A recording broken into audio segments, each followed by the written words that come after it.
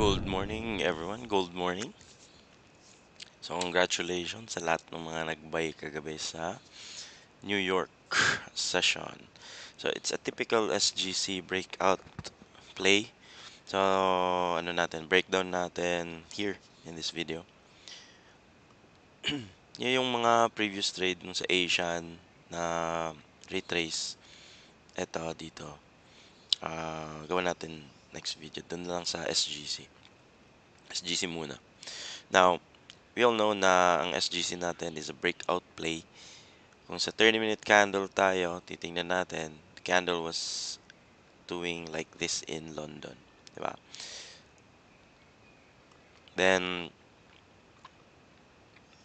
meron sabi, SGC na daw. So, I said, hindi pa, kasi hindi pa 8 or hindi pa 8:30. Diba?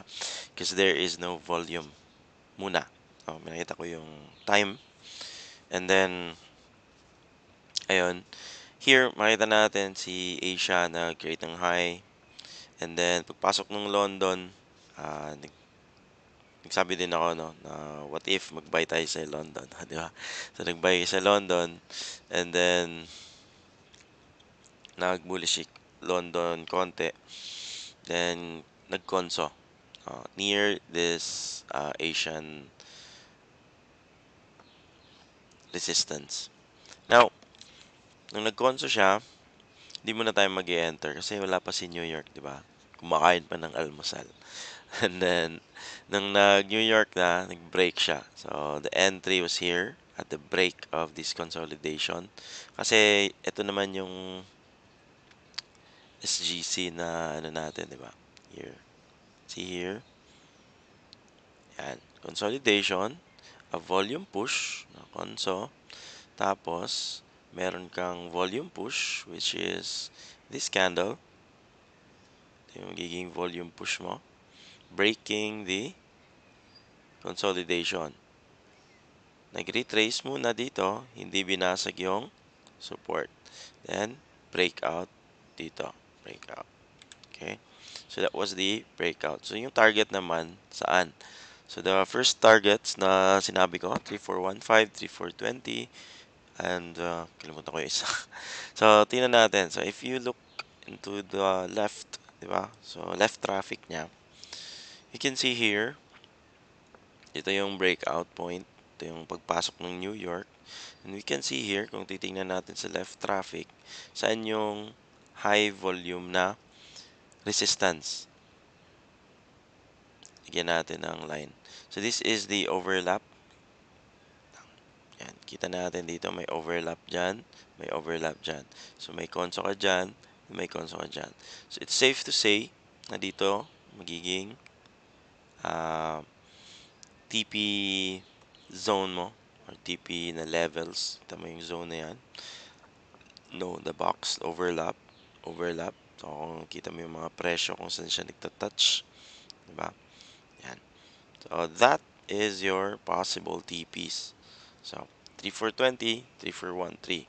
So, it's safe to say, pwede ka mag-TP sa 3415, 3420, or 3425. Diba? So, doon ka sa mga whole numbers mag-TP. So, ganun lang naman yung pag-set. So, kung lumagpas pa siya, pumunta siya 2430. Nagsabi ba ako 2430? Check ko lang.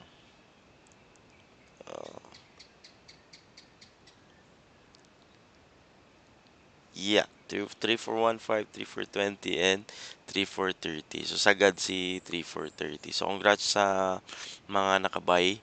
Okay, so that is how we determine our TP levels. Kita mo yung conso, the overlap of London and New York. So, high volume resistance yan. Dito naman sa breakdown niya. So, nag-breakdown yan dito. Dito sumalo. Then, SGC forming again dito. So, meron kang high volume resistance dyan. So, that's how you determine your TP levels. Ganun lang. Breakout. SGC breakout here. Lagyan natin bilog. SGC breakout during a high volume session.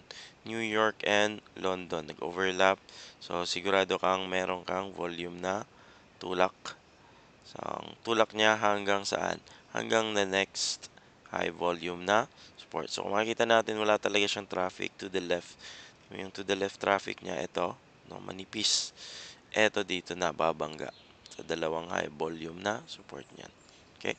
So, I hope may nakuha kayo sa video na to. It's a short and ganun lang kasimple yun. Walang ibang tiningnan. Kundi yung overlap ng dalawang malaking volume na session and yung price movement na gusto natin. Okay? So, always remember, timing is everything in trading. So, kailangan i-timing lang natin yung mga entries natin kung saan maraming tao sa market.